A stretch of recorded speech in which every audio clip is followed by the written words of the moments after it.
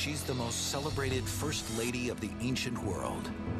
For 3,000 years, an icon of beauty, power, and mystery. She's one of the few characters from history who has real power as a woman. She may have ruled the greatest empire on Earth. She may have been King Tut's mother. But all we know for certain is that at the height of her power, she seems to have vanished without a trace. It is the dream of anyone to discover the mummy of Nefertiti. Zahi Hawass is trying to find ancient Egypt's most mysterious leading lady. What really happened to this extraordinary woman? Where is Queen Nefertiti?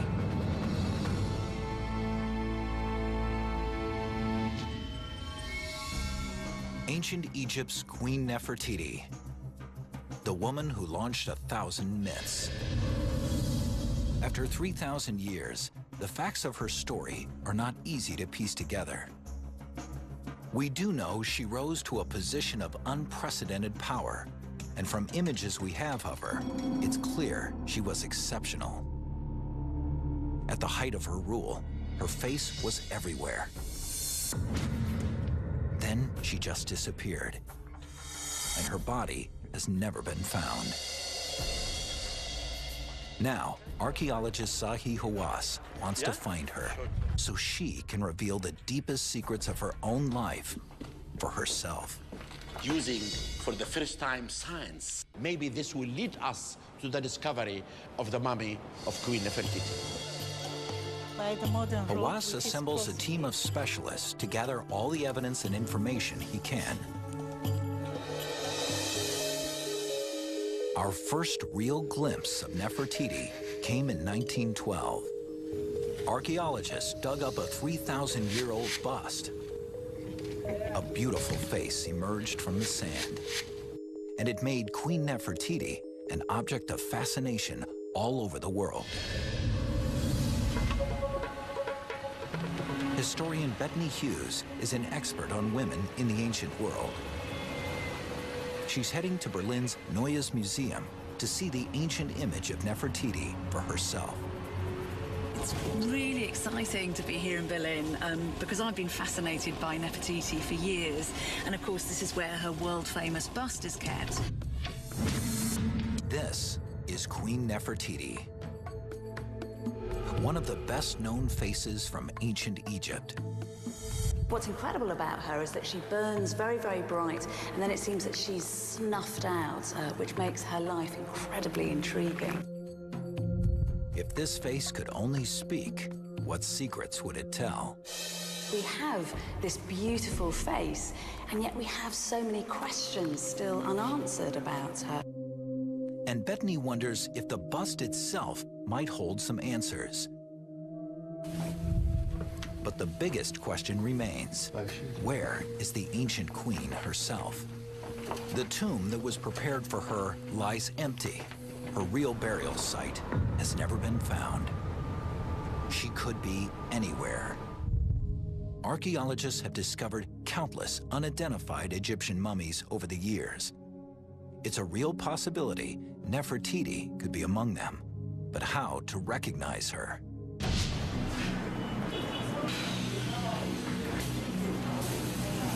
Science can identify many important things, can make many important discoveries.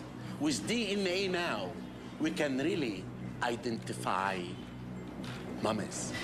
DNA analysis will be the primary tool in this new hunt for Nefertiti. Nefertiti was royalty. So Zahi and his team begin their search in the Valley of the Kings, ancient Egypt's most exclusive burial ground. And they already have a suspect. A mummy known only as the younger lady of tomb KB35.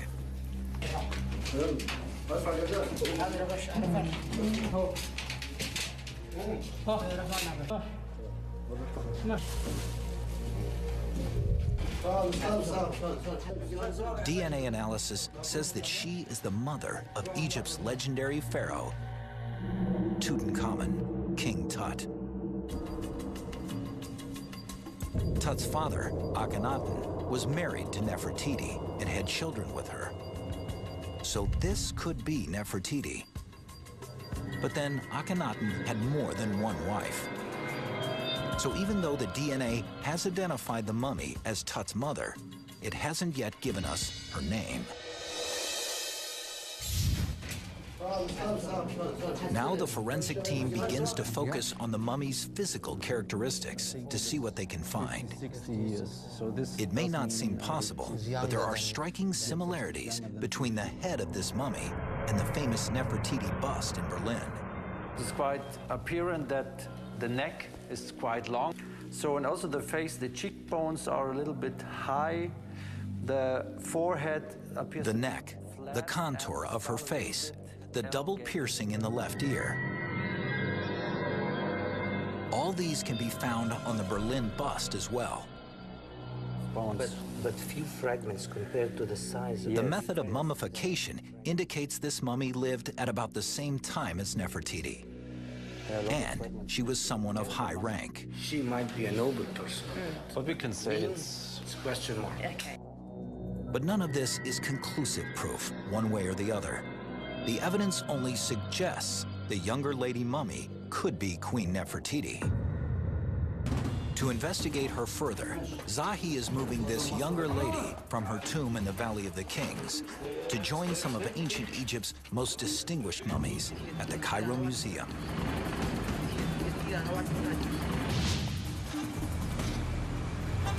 Meanwhile, in Berlin, Bethany Hughes is following another forensic exam. Because we know her bust so well, it's almost as if we know her, but actually, I don't think her face is telling the whole story. A CT scan of the bust reveals another face beneath the plaster surface. You see that we make the bust transparent, and now we see the inner core of the bust. I never thought that I'd be able to peel back a layer of skin and see underneath Nefertiti's face.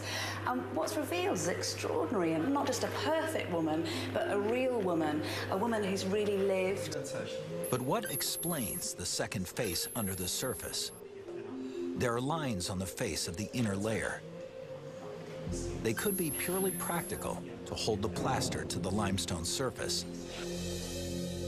Or they could be real human wrinkles. Perhaps this is the true likeness of Nefertiti, taken from a mask of her living face, then smoothed over by the artist to make her appear more beautiful, a kind of ancient form of airbrushing. What I can see is what immense care they've taken, and that they've tried to make this as perfect as possible, you know, as perfect a human face as possible. This discovery in Berlin sends Zahi to the Cairo Museum to examine another Nefertiti bust. This one was never finished.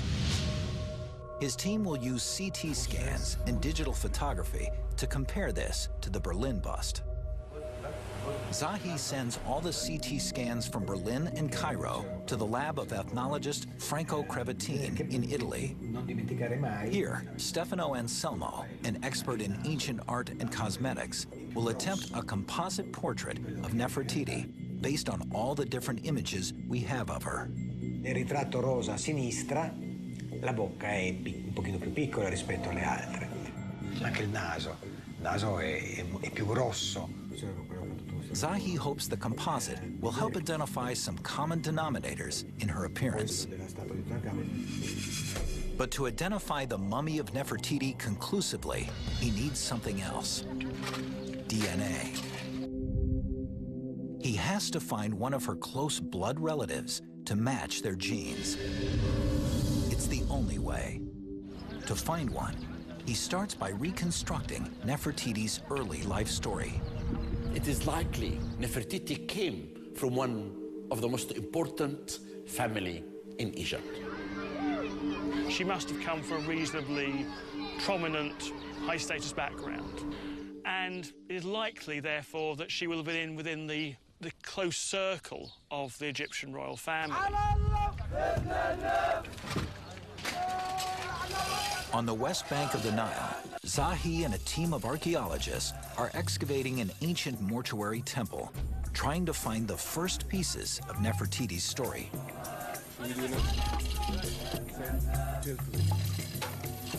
I mean, to discover just under the sand a few minutes ago, a major important discovery.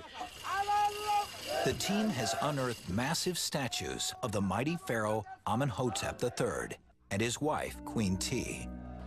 Nefertiti was born during their reign and may have even grown up in their palace. Queen T may be one of the strongest queens in ancient Egypt because in all her statues, she was shown equal to the king. But it's Queen T's genes that might hold the essential link to Nefertiti. Zahi has Queen T's mummy, and T may have been Nefertiti's aunt, her father's sister. Nefertiti grows up playing with her cousins, Queen T's children. One of those cousins is Queen T's son, the Crown Prince, Akhenaten. He and Nefertiti were betrothed at a young age. Whether it was a love match or an arranged marriage, almost certainly given the political dimension of such things, it was probably arranged. Nefertiti and the Crown Prince are barely more than children when they marry, but it's not long before Akhenaten becomes pharaoh. Nefertiti is now married to the most powerful man in the world. She's just a teenager, but she's about to change the course of Egyptian history.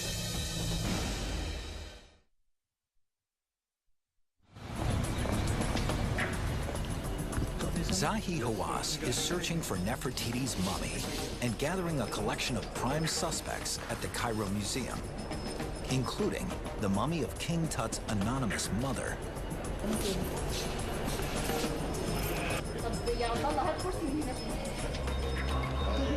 Searching through hundreds of the museum's mummies, Zahi gathers every likely unidentified female and begins the final elimination process. I really believe that this mummy is not related at all to the period of the Amarna. Zahi's trained eye can detect clues that a mummy isn't royalty. This mummy cannot be Nefertiti. Or the mummification method is from the wrong era. This mummy belonged to Dynasty 17. His short list is down to 3. King Tut's anonymous mother, and 2 more females from another ancient burial chamber in the Valley of the Kings, tomb KV-21. The 2 mummies that I'm very interested are these 2 mummies. One of these 3 nameless mummies could be Egypt's legendary Queen Nefertiti.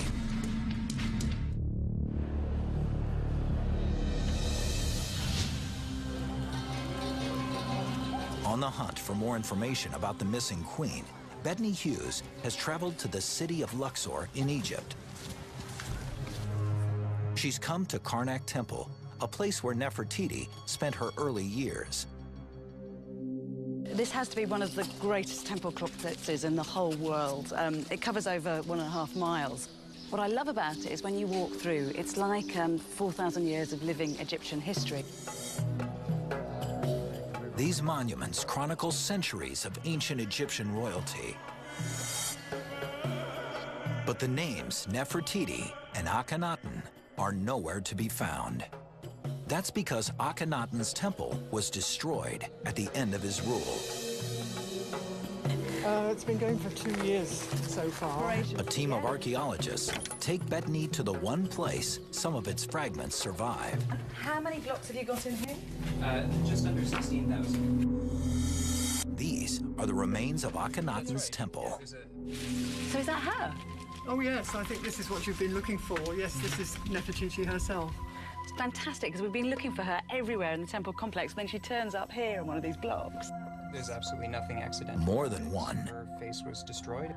Now Nefertiti's story begins to come to life. Well, she's looking very regal and also in charge of religious matters, so this is a woman with real power. The images depict the young Nefertiti rising to a position of prominence, these blocks are our hard evidence of what was going on. So if we can investigate them, then maybe we're going to start to piece together the truth of the story. Which is another image of Nefertiti. Oh, yes. The truth is, Akhenaten's temple was deliberately torn down by powerful enemies. Enemies he and Nefertiti made while trying to change the course of Egyptian history.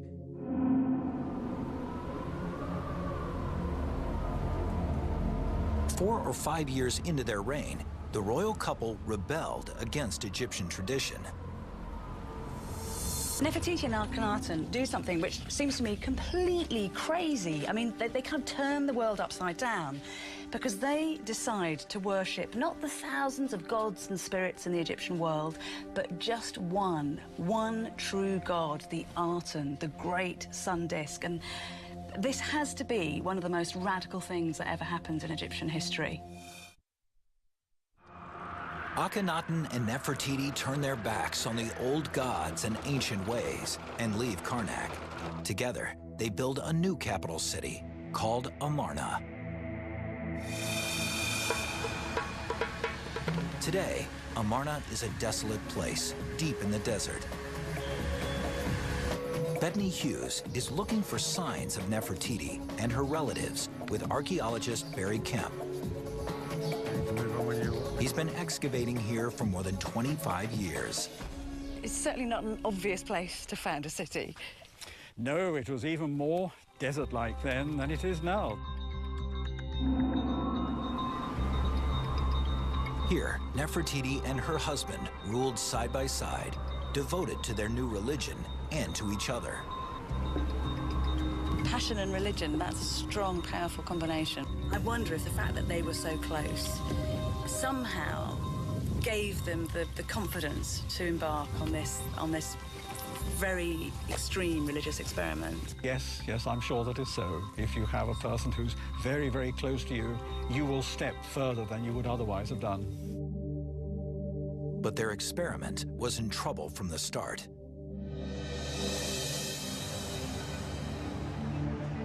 Back in Cairo, Zahi is looking for other members of Nefertiti's family. Only a DNA match with a close blood relative can identify Nefertiti. They have DNA samples from Queen T. She could be Nefertiti's aunt, but that's not certain. Zahi needs a relative who shares not just Nefertiti's history, but her DNA as well. We know that Nefertiti had a half-sister called Mut Nejmet. To find her body or bones will be very important to our investigation.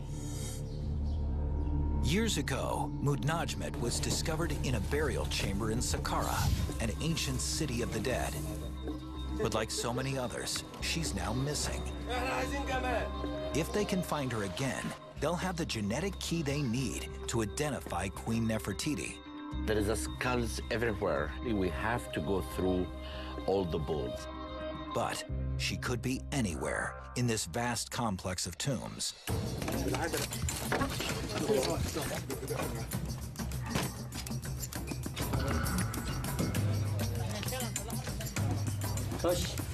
The team searches through 3,000 years of Egyptian history.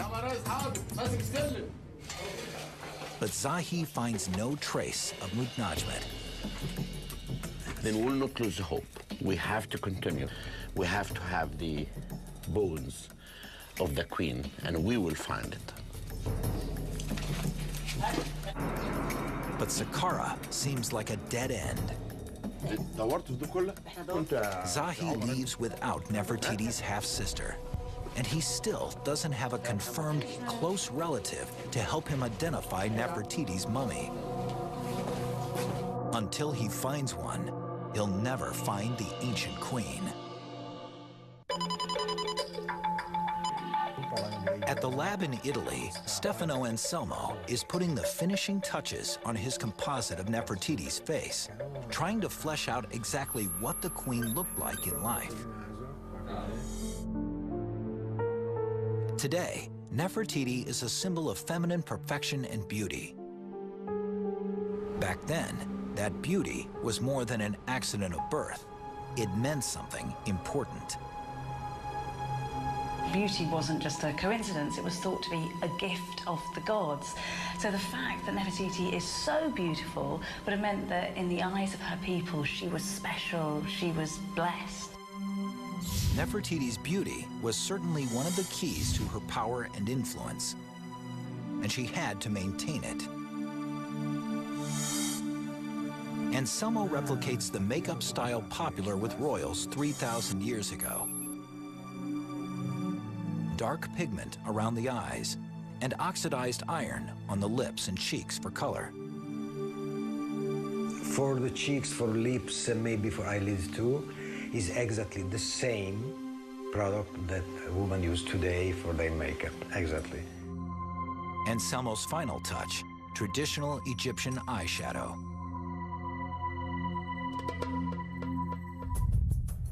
And here she is. This could be the face of the woman Zahi's been looking for. Nefertiti wasn't just a queen, she was also a mother. In their new capital, Amarna, she and her husband began to raise a family. In an age when childbirth was very risky, Nefertiti produced one baby after another. Bethany is looking for traces of the children to help Zahi in his search for genetic links. I think that this is one of the most beautiful portraits that there is of Nefertiti, because this really is Nefertiti, the woman. She's cradling one of her children in her lap, and she's even letting one of her daughters play with the jewelry on her headdress. So this is Nefertiti, the real woman, at home with her family, being just an ordinary mother. There's just one problem for the royal couple. All of these children are daughters. Not a male heir among them. Images of the royal family depict them living in a city of wealth and abundance. But Barry Kemp's excavation of an ancient cemetery in Amarna says something else. This is a cemetery, and it's a very large one. There might be a minimum number of 2,000 people. And the graves hold a surprise. These are all young people. People who should be at their fittest, their healthiest, 15 to 25, there's a peak of death. That is a pattern which is known from historical times to occur when there is an epidemic. Now, Hughes and Kemp begin looking for evidence of victims among the royal family. We've come down into this tomb, and this is the tomb for one of Nefertiti's daughters. You can see her there. And the whole family is consumed with grief. What you're looking at here is Nefertiti, no longer the powerful queen who has the world laid out at her feet. This is a mother who is mourning desperately the loss of one of her daughters. You get the sense that things are starting to go wrong here in Amarna. Nefertiti bore 6 daughters. Now there are 5. Yes. But carved into the stone walls is another image of her royal family with a young boy. Did Nefertiti finally bear a son? Is this the future King Tut? Akhenaten was the father of King Tut and husband of Nefertiti. Could this be evidence that Nefertiti is Tut's mother? The DNA says the nameless younger woman at the Cairo Museum is Tut's mother. So is this Nefertiti herself? Persuasive, but it's not hard proof.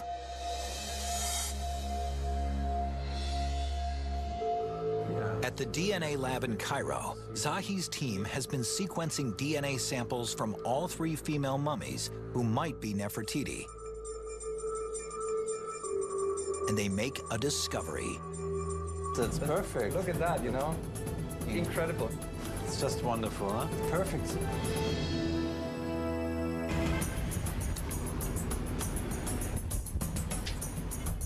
A discovery big enough for Zahi Hawass to call a press conference at the Cairo Museum.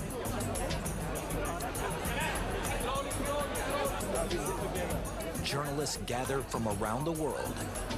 I would like to announce today a very important discovery. Nobody outside his small team of scientists knows what the announcement will be. Only that Zahi Hawass will reveal the answer to a 3,000-year-old mystery.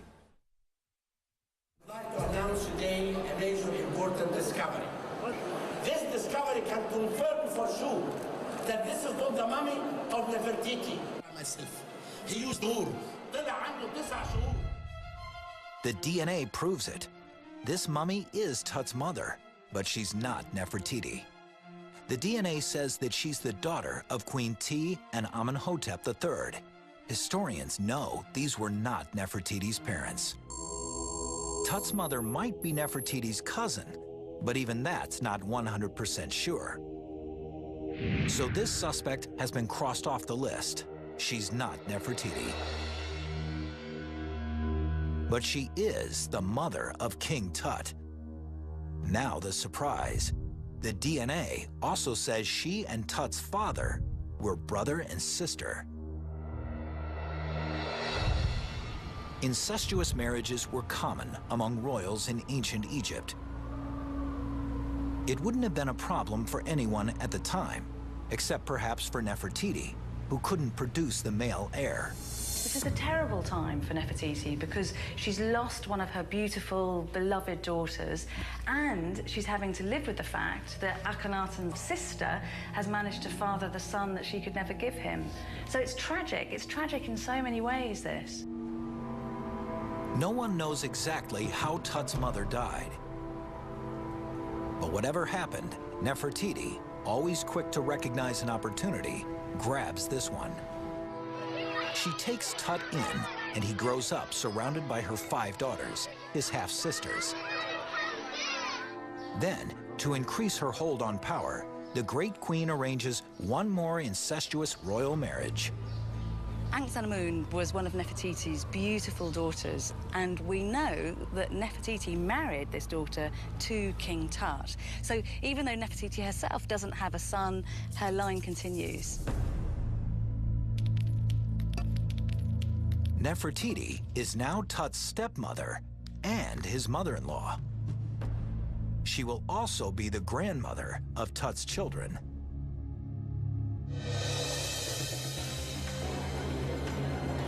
Which gives Zahi a new idea. Discovered in Tut's tomb were 2 tiny mummies.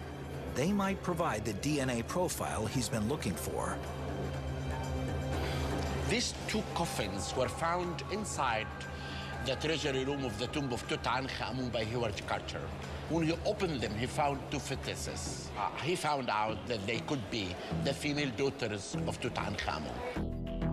Any daughters of King Tut and his wife would be Nefertiti's granddaughters by blood. And the DNA has already identified these fetuses as King Tut's daughters.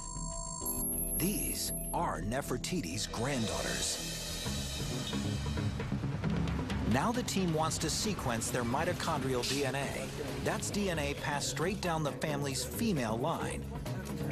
From Nefertiti to her daughter, Tut's wife, to her granddaughters. It's wonderful, you know, because we got these 3 key players, you know, for maybe finding Nefertiti. Nefertiti's granddaughter's DNA. That's the key to finding Nefertiti. Now, if they can just extract that female DNA from the fetuses. It is difficult. The fetuses are in not very good condition. They are very, very tiny, and they are very fragmented. The tiny, badly damaged fetuses don't leave the team much to work with. And ancient mitochondrial DNA is notoriously tricky to extract. It's easily contaminated and often hard to analyze. But these poor fetuses might be the only chance to establish a genetic link to Egypt's legendary queen. I'm pretty sure that in the end we will come up with a result, whether we can say, yes, we have found Nefertiti or not. With the marriage of her daughter to King Tut, Nefertiti has positioned herself as the power behind the throne. But her life story is about to take another bizarre turn. Well, last time we find Nefertiti as Queen Nefertiti is in year 12 of Akhenaten, after which she disappears. At the height of her power, Nefertiti's name disappears from all historical records. This usually signals a death. Yet indications are her story is far from over, because this extraordinary woman is about to reinvent herself into something even more astonishing.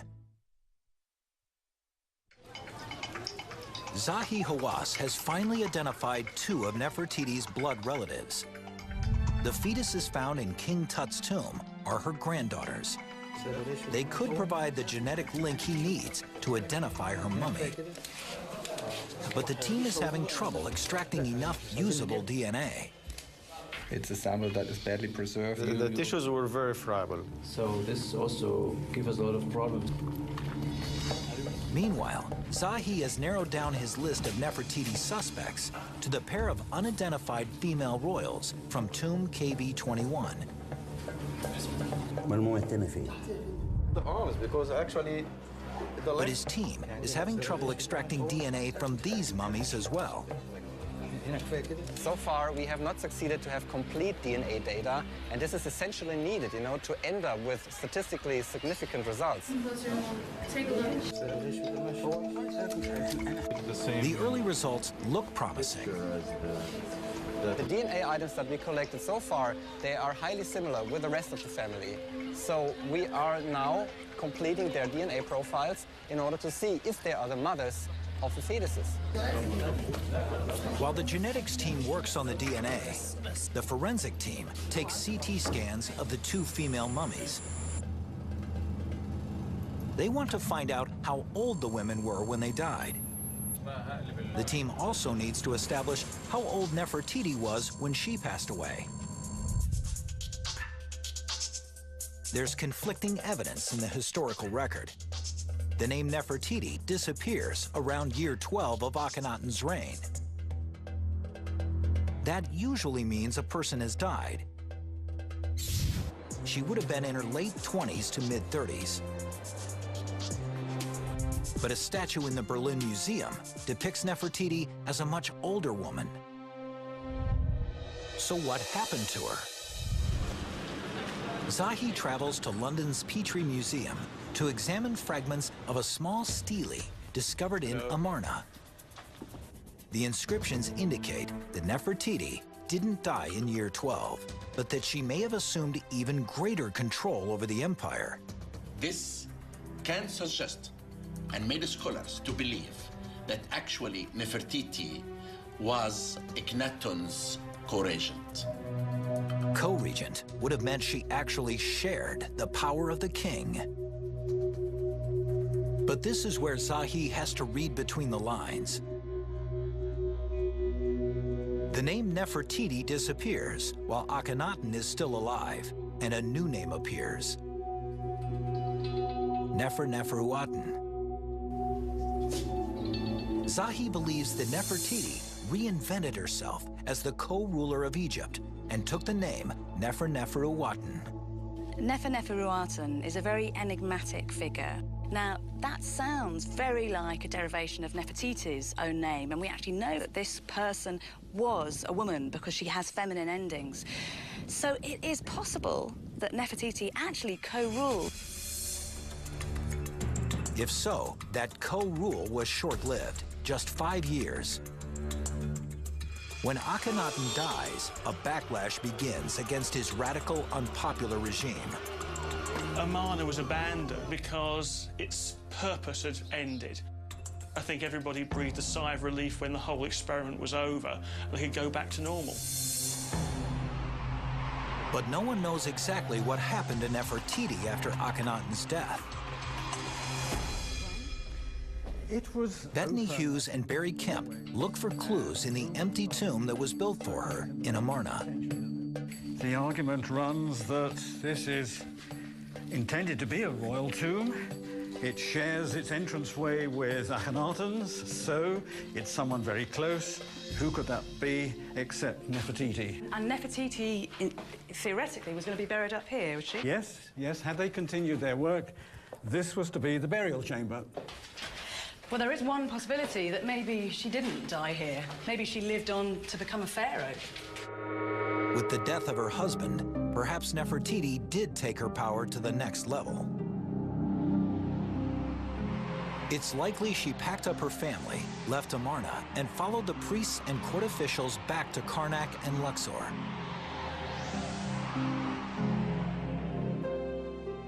At the time, Crown Prince Tut was a boy of 8 or 9, too young to rule on his own. Egypt needed a pharaoh. It was the role Nefertiti had prepared for her entire life. Zahi follows their route, attempting to pick up her story back in the old city. Now we'll see one of the evidence that Nefertiti is doing the task of a king, smiting an enemy. On a tiny fragment at Luxor Temple, Zahi sees what may well be evidence. Nefer-Nefer-Uwatan as pharaoh. Look at the scene. She's standing, smiting, and the enemy is underneath. Smiting enemies cannot be connected with queenship. It has to be connected with kingship. Could Nefertiti really be a female pharaoh after the fall of Amarna? Artifacts found in Tut's tomb support this new twist in Nefertiti's story. They include small gold statues of a pharaoh with a woman's figure, and items of jewelry bearing her name. This picture, it has the name of Nefer-Neferu-Uwatan. I could see, maybe there is a chance that this Nefer-Neferu-Uwatan could be one of the names of Nefertiti when she was a king.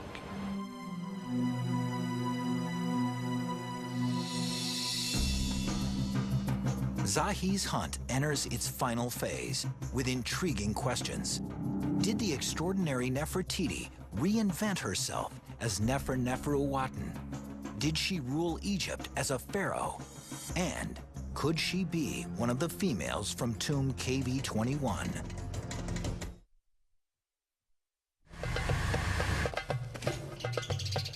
In a tomb near Luxor, Aidan Dodson finds ancient graffiti that could be the first real proof Nefertiti ruled Egypt.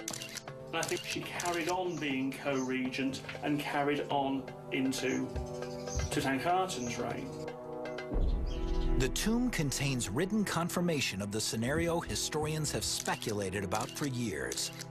I'm excited about this because it is the one dated inscription from the period where Nefertiti had become a pharaoh. She was now a fully fledged pharaoh. As pharaoh Nefer-Nefer-Uwatan, Nefertiti begins to restore Egypt's traditional customs and religion. I think the moment that Akhenaten was dead, the new regime of Nefertiti and Tutankhaten began to be more generally spread around Egypt. Nefertiti would have also prepared Tut for his reign as pharaoh. His legacy is her legacy, and it had to be protected. In the end, what kings want, or what royal families want more than anything, is to keep going, to perpetuate themselves. To do that, Tut married his half-sister. Ancient royals believed such incestuous marriages preserved the purity of their divine blood. In fact, incest doomed Egypt's 18th dynasty. King Tut never produced a living heir. Pharaoh Akhenaten lay with one of his sisters, and the result was the boy King Tut. King Tut then goes on to marry his half-sister, and the result of that are these fetuses that lie in his tomb. So it's 2 generations of incest. This is the end of the 18th dynasty. It's the end of the line. And now it's strange, but these 2 stillborn fetuses may hold the only key to the identity of Nefertiti's mummy. At the lab, Zahi's forensic team has the CT scan results from their 2 prime suspects, the 2 females from tomb KV-21. So we analyzed the CT images, and they have shown us that one is a young woman at about 20 years old, and the other one is an elder woman around 40 years of age. The younger mummy is eliminated.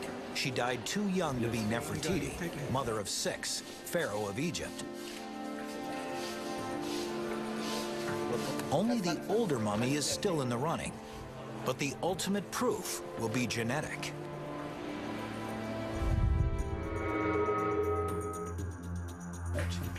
The team in Cairo has been analyzing the samples to see if the fetuses can identify the older mummy as their grandmother, Nefertiti. We have a sequence each of KB21A, B, and the fetus, the large one. It looks like that the sequence is matching perfectly here. So they're related. Another surprise. Both female mummies are related to the 2 fetuses. All the other markers that we have tested. We're looking at the mitochondrial DNA analysis of KB21A and B and the fetus, and they're showing identical mitochondrial DNA. So who are these 2 women? The scientists don't have enough genetic data to tell. It's well possible that one mummy is Ankhesemun, the mother of the fetuses, and the other one is the mother of Ankhesemun. This would mean Nefertiti. So the older mummy is still the prime suspect. She could well be Nefertiti. But one thing the fetuses have given them for sure is Nefertiti's DNA. 4C, TAT, TCT. 3,000 years after she lived, Zahi's scientists have found this piece of the Great Queen. Even if we don't have Nefertiti in the end, at least we have her genes. For the first time, Zahi has a true identity test for any mummy that could be Nefertiti.